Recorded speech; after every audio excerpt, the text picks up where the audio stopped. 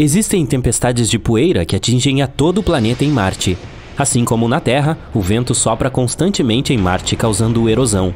O vento cria muita poeira, que eventualmente se transforma em grandes nuvens. Essas nuvens de poeira absorvem a luz solar e se aquecem, tornando os ventos mais intensos. Sem chuva ou oceanos, as nuvens crescem tanto que englobam todo o planeta e criam uma tempestade de poeira gigante. Em 2018, o rover Curiosity testemunhou uma das grandes tempestades na superfície marciana. Ele observou que a luz solar no planeta diminuiu em 97% e muitas grandes dunas de areia foram deixadas para trás após o término da tempestade. Marte é o lar do maior vulcão do Sistema Solar, o Monte Olimpo.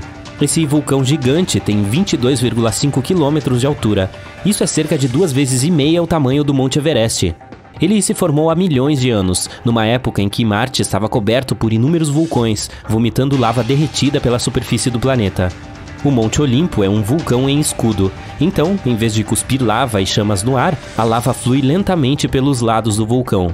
Isso lhe dá sua aparência baixa e agachada, e uma inclinação média de apenas 5%. Com apenas alguns milhões de anos de idade, o Monte Olimpo ainda é um vulcão bastante jovem. Por isso, cientistas acreditam que ele ainda pode estar ativo. Então, talvez possa entrar em erupção em algum momento no futuro. Existem outros 3 vulcões em escudo maciços em Marte, chamados Tharsis Montes. Pelos padrões da Terra, eles são enormes, variando de 375 a 475 km de diâmetro. Contudo, não são tão altos quanto o Monte Olimpo.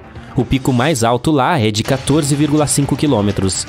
Apesar da sua aparência empoeirada e enferrujada, Marte ainda é um planeta geologicamente ativo. Tem até martimotos. As placas tectônicas sob a superfície do planeta se movem de tempos em tempos, sacudindo o chão. A maior falha conhecida em Marte é chamada Valles Marineris. É um sistema de cânion de 4.000 km de comprimento que faz o Grand Canyon na Terra parecer um anão. Em agosto de 2021, o módulo de pouso robótico InSight detectou um martimoto com uma magnitude de 4,2 que começou a partir do enorme cânion, o que confirmou que ele ainda estava ativo. Há evidências convincentes de que Marte já teve água líquida sobre e embaixo de sua superfície. Por exemplo, o rover Opportunity encontrou esférulas de rocha não muito longe de seu local de pouso. Sua forma, posição e conteúdo mineral sugerem fortemente que elas só poderiam ter se formado em um ambiente aquoso. Portanto, devem ter sido formadas em piscinas de água nos tempos antigos, provavelmente bilhões de anos atrás. Em segundo lugar, há sulcos no solo marciano que são muito indicativos de riachos de água que podem ter corrido ao longo da superfície do planeta. É quase impossível dizer há quanto tempo esses riachos existiram, e todos eles secaram há muito tempo, mas os canais que eles deixaram para trás provam que existiam rios de água líquida. O nascer e o pôr do sol em Marte são cinza azulado. Várias fotos foram tiradas desde a década de 1970, a primeira feita pelo Viking 1, em 1976. Ele mostrava rochas vermelhas enferrujadas no solo marciano e um céu amarelo pálido, muito mais pálido do que normalmente é. O Sol está muito mais longe de Marte do que da Terra, o que o faz parecer cerca de 1/3 menor. As inúmeras partículas de poeira vermelha na atmosfera fazem o céu parecer laranja, às vezes ainda mais perto do vermelho. Mas ao amanhecer e ao anoitecer, a situação muda. A luz azul penetra na atmosfera um pouco melhor do que o resto do espectro, diretamente onde o Sol está no céu. É especialmente óbvio ao pôr do Sol, com a luz tendo que lutar através de mais partículas de poeira pouco acima do horizonte. A poeira é fina o suficiente para deixar passar mais luz azul, situação exatamente oposta à da Terra, onde a luz azul é quase bloqueada por partículas na atmosfera, criando pores do Sol de coloração rosa, laranja e vermelha. O amanhecer é praticamente o mesmo em Marte, apenas o céu muitas vezes aparece mais cinza do que azul. E os crepúsculos são muito mais longos após o pôr do Sol e antes do nascer do Sol no planeta vermelho, porque há muita poeira fina no alto da atmosfera. Ela espalha mais luz na parte noturna do céu, fazendo com que o crepúsculo dure até 2 horas após o pôr do sol ou antes do amanhecer. Crepúsculos tão longos às vezes acontecem na Terra também. Quando um poderoso vulcão entra em erupção e joga cinzas e poeira no alto da atmosfera, ela se espalha no céu e pode fazer com que os crepúsculos durem muito mais tempo. As cinzas também são a razão para um nascer e pôr do sol extremamente vibrantes. O rover Curiosity encontrou um local chamado Yellowknife Bay. Ele já teve um lago antigo. O rover descobriu minerais deixados para trás pelas águas, mostrando que a água do lago não era muito ácida e nem muito salgada, teria um pH equilibrado. Carbono, nitrogênio e outros alimentos que poderiam potencialmente suportar a vida foram encontrados dentro da cratera do antigo lago. E o mais importante, a Curiosity encontrou fontes potenciais de energia para a vida microbiana. Então talvez possa haver vida em Marte.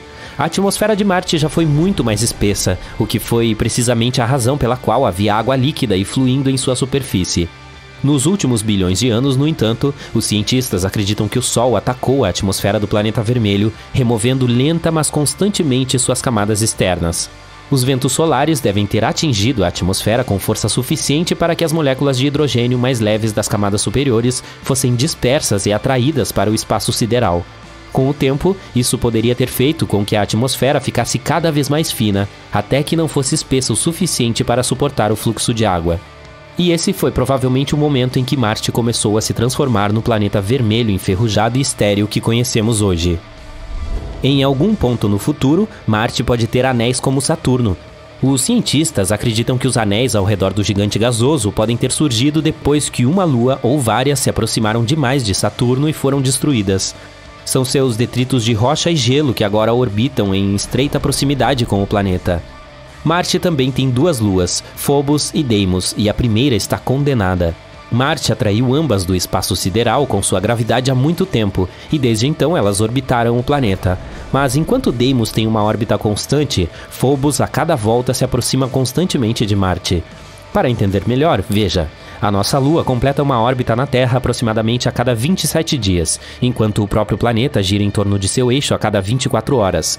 A Lua retarda a rotação da Terra e lentamente se afasta de nós para compensar isso. Phobos, pelo contrário, percorre Marte em uma órbita completa a cada 8 horas, enquanto Marte leva 25 horas para girar em torno de seu eixo. Basicamente, Phobos faz 3 voltas completas ao redor de seu planeta em um único dia. A essa velocidade, faz Marte girar mais rapidamente e compensa isso ficando cada vez mais perto de seu planeta. De acordo com uns cálculos, Phobos tem de 30 a 50 milhões de anos antes de entrar no limite de Roche, o ponto em que as forças de maré entre os lados próximos e distantes da Lua são tão diferentes que literalmente a rasgam. Phobos será destruída e espalhada na órbita de Marte como inúmeros asteroides, e esses se quebrarão em pedaços ainda menores. No final, o planeta vermelho ganhará seu próprio anel, assim como Saturno.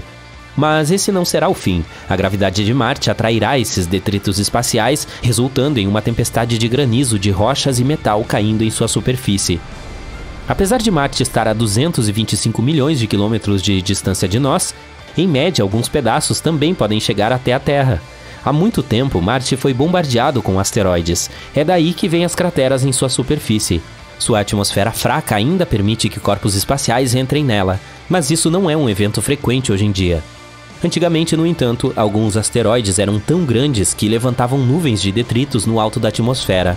A maior parte caiu de volta à superfície de Marte, mas algumas partes foram ejetadas para o espaço. E algumas eram grandes e resistentes o suficiente para entrar na atmosfera da Terra e cair no chão sem se desintegrar. Os cientistas encontraram muitas dessas rochas espaciais e têm certeza de que elas vieram até nós de Marte, já que sua composição é semelhante às amostras examinadas pelas missões enviadas para o planeta vermelho. Por sinal, há alguma chance de que pedaços da Terra antiga também possam ser encontrados em outros planetas, incluindo Marte. Ei, a gente roda por aí, né? Considerando que milhões de anos atrás a Terra também foi atingida por poderosos asteroides, alguns detritos desses impactos podem ter viajado para o espaço sideral de maneira semelhante.